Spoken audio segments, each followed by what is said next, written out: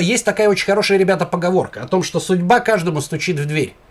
Но очень часто бывает так, что человек в этот день сидит в баре. Сидит в баре и продавать землю — это тяжкий труд. Кругом жиды и воры. Правительство говно. Ну вот, что имеется в виду в этой поговорке, ребята?